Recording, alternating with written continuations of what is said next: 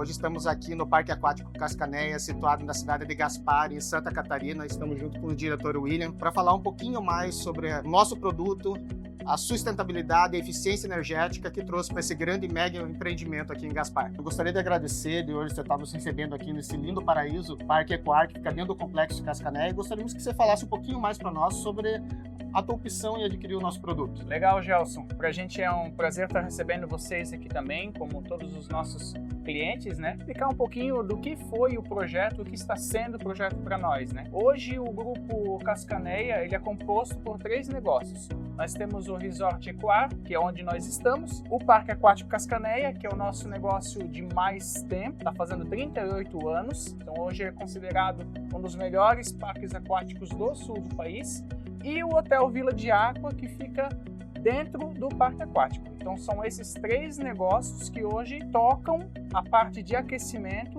junto com as soluções que vocês trouxeram para a gente. Nós já viemos aí há uns 10 anos trabalhando na questão de aquecimento da água, sempre focando na parte mais sustentável, ou seja, fugindo de combustíveis que sejam caros para se utilizar e também caros ao ambiente para se retirarem, como é o exemplo do gás natural, exemplo do diesel e da energia elétrica. Então nós sempre estivemos procurando os combustíveis mais sustentáveis possíveis e que também trouxessem um custo de operação dentro do razoável para tocar toda essa estrutura que a gente tem. Fala um pouquinho mais sobre a complexidade da tua infraestrutura, tanto aqui do Ecoar quanto do Cascanéia, para nós entendermos um pouquinho melhor. Legal, Gelson. Hoje aqui no Ecoar nós temos 22 chalés, dá para ver alguns daqui, né?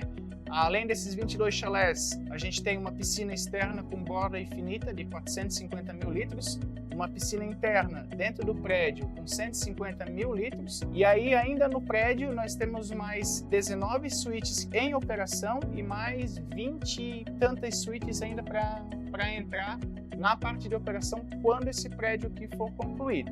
Isso falando só do resort. Lá no Hotel Vila de Aqua nós temos mais 45 apartamentos e mais uma piscina com 350 mil litros de água que também já estão sendo alimentadas por esse sistema que nós estamos falando. Além disso, o parque aquático conta com mais algumas piscinas, toboáguas, enfim, sendo que uma piscina que a gente está avaliando a complexidade do projeto, mas seria o nosso maior volume hoje, que seria 1.300.000 litros de água. E hoje ela já é aquecida por um sistema, mas nós também sempre estamos procurando evoluir e talvez implementar um outro sistema junto com vocês para o aquecimento dessa parte aí também. Qual foi o principal desafio que você enfrentou e o Cascanéia, todo o complexo, para o aquecimento de água? Então, Gelson, a gente tinha algumas matrizes de aquecimento. Por exemplo, águas de banho, de chuveiros e tudo mais, a gente tinha a matriz de aquecimento solar com apoio a gás ou elétrico, né?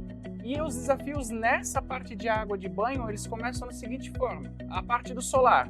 Quando eu preciso de aquecimento de água para banho, por exemplo, geralmente eu não tenho sol.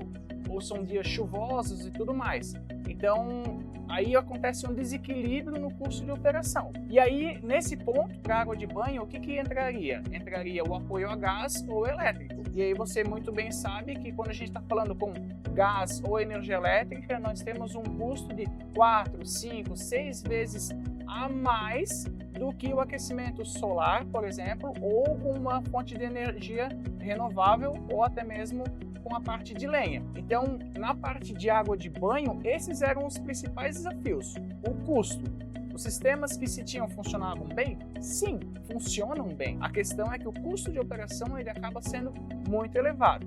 Na parte de aquecimento das piscinas, o cenário era diferente, porque nós já sabíamos desse custo da parte de energia elétrica, do óleo diesel, do gás, então não compensaria passarmos para um sistema de aquecimento com esses combustíveis. Então, na época, quando nós começamos a trabalhar com isso, a gente começou a trabalhar com fornos a lenha.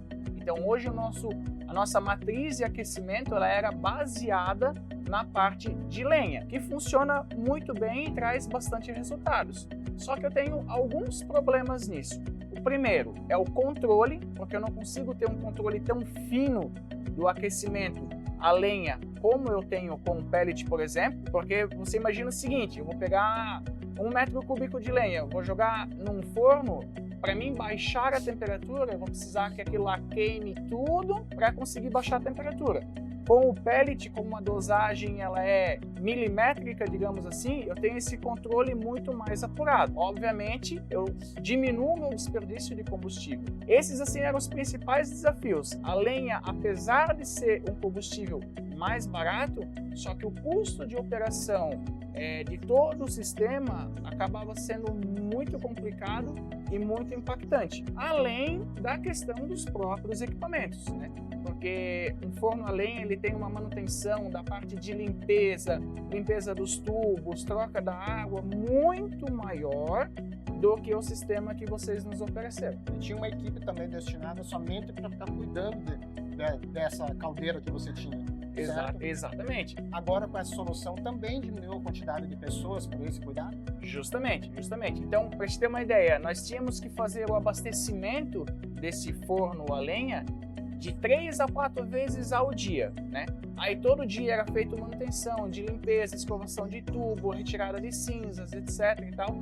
Hoje, com o sistema a pellet, a gente faz um abastecimento por dia. Geralmente não é um abastecimento total, ele é ali em torno de 70% da capacidade do silo e não precisamos fazer as manutenções de limpeza, porque a máquina ela é autolimpante, né? Basicamente a gente faz um recolhimento das cinzas e um descarte, mas o restante, a operação é muito mais viável. Todos os estudos que nós fizemos há mais de 2 anos que a gente vem olhando para esse cenário, nós sempre tivemos a comprovação, independentemente do local que a gente estivesse olhando, o custo do combustível da lenha sempre foi mais em conta e eu acredito que por um longo período ainda vai ser. Só que hoje no nosso cenário já se provou que o custo com o pellet ele é 0 a 0 ou às vezes até inferior ao custo da lenha, justamente por causa dessas questões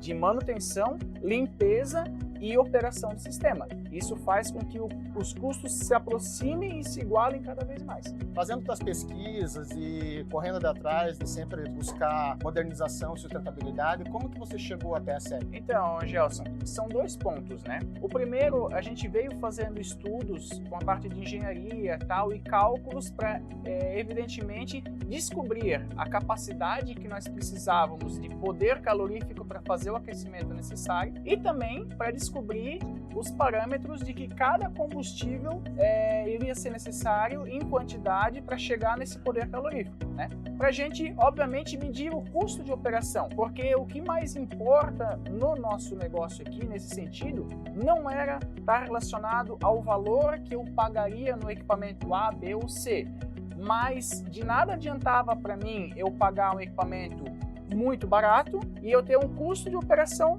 alto. Obviamente porque eu pago o equipamento uma vez, mas a minha operação ela é 365 dias. Então eu preciso de um equipamento que ele tenha um custo de operação baixo. Então o que nós fizemos? Nós fizemos um cálculo, uma matriz de cálculo, onde nós escolhemos equipamentos baseados em combustíveis diferentes, e aí entraram todos os combustíveis: lenha, pellet, gás, óleo diesel, energia elétrica, tudo para fazer um grande comparativo. E aí a gente já descobriu os combustíveis mais caros, né? Só ratificou o nosso pensamento e ficamos entre lenha e pellet. E aí a gente começou a fazer várias pesquisas na internet e tal, e chegamos num plantel de 6 empresas no Brasil inteiro. Com esse plantel de 6 empresas, a gente fez contato com todas elas, né?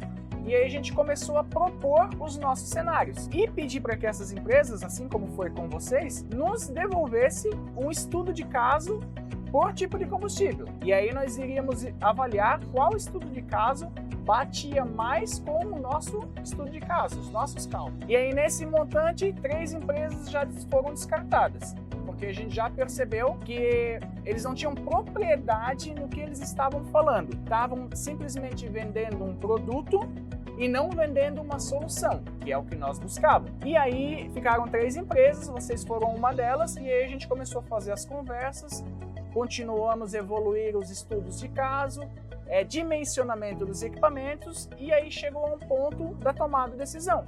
E o que o influenciou na questão da tomada de decisão para o equipamento de vocês foi basicamente um ponto específico, que é a eficiência energética do equipamento. Em todos os equipamentos que nós pesquisamos até então, o de vocês foi o equipamento que trouxe a maior eficiência energética.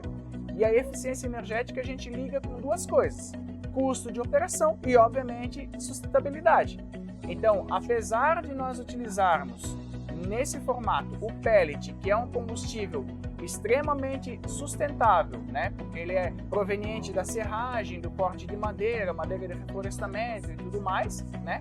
Apesar de já ter essa pegada da sustentabilidade, nós temos um ganho a mais, que é a questão da eficiência energética do equipamento. E isso me traz o menor custo de operação possível. Então, esse foi os parâmetros que a gente utilizou para chegar até a SEG. Foi por aí.